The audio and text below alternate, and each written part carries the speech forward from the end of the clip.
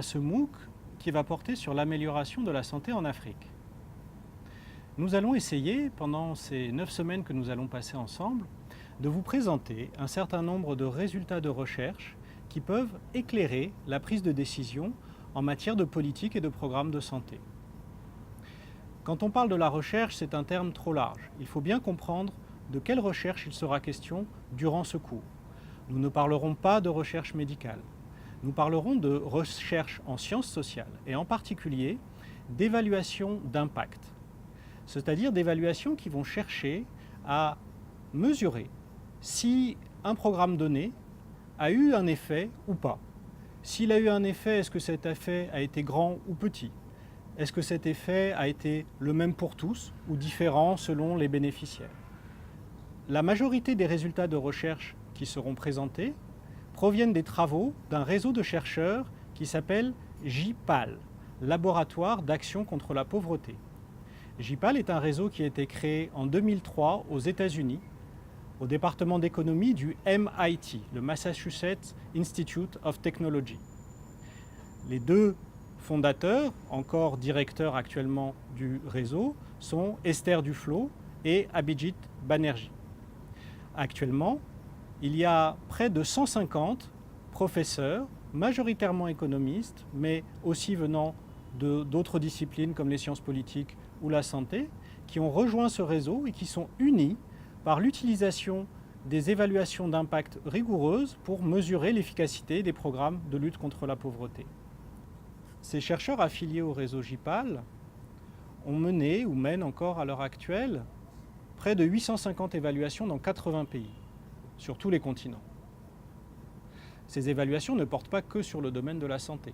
Il y a également des travaux en éducation, en microfinance, en gouvernance, dans la lutte contre la corruption, etc. Mais c'est vrai que le domaine de la santé, en particulier dans les pays en développement, est un des domaines majeurs.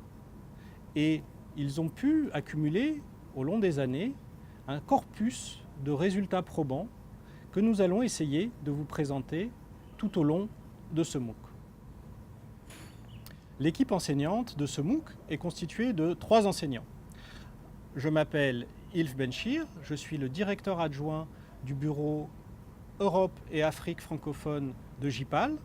Je travaille à JIPAL depuis 6 ans maintenant et je suis spécialisé sur les questions de formation.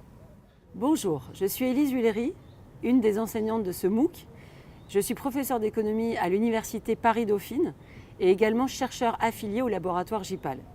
J'ai rejoint le laboratoire JIPAL en 2009 et avec d'autres chercheurs, j'ai mené de nombreuses expérimentations dans le domaine de la santé et dans le domaine de l'éducation, et beaucoup d'entre elles se situent en Afrique. Bonjour, je suis Dr Ziemle Clément Meda, médecin de santé publique, enseignant-chercheur à l'Institut supérieur des sciences de la santé de l'Université Nazi Boni de Bobo Dioulasso au Burkina Faso.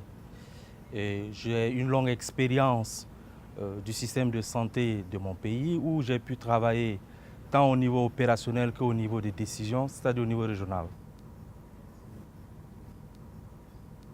Ce MOOC va durer 9 semaines. Chaque semaine, il y aura un module qui comportera entre 3 et 5 unités. À la fin de chaque unité, vous aurez un quiz qui vous permettra de vérifier si vous avez bien acquis les connaissances qui auront été transmises durant l'unité. À la fin de chaque module, un sujet de discussion vous permettra d'échanger autour de la problématique qui aura été soulevée. Les 2 premières semaines du MOOC consisteront en une introduction d'abord générale sur le panorama de la santé en Afrique, puis plus spécifiquement liée à la méthodologie et au type d'évaluation d'impact que nous allons présenter. Ensuite, il y aura 6 semaines où ce sera vraiment le contenu, la présentation des résultats de recherche. D'abord avec un bloc de 3 semaines portant sur les questions de prévention, puis un autre bloc de 3 semaines portant sur la question des soins. Enfin, une conclusion générale et des pistes pour trouver les résultats de recherche et les utiliser vous seront présentées lors de la dernière semaine.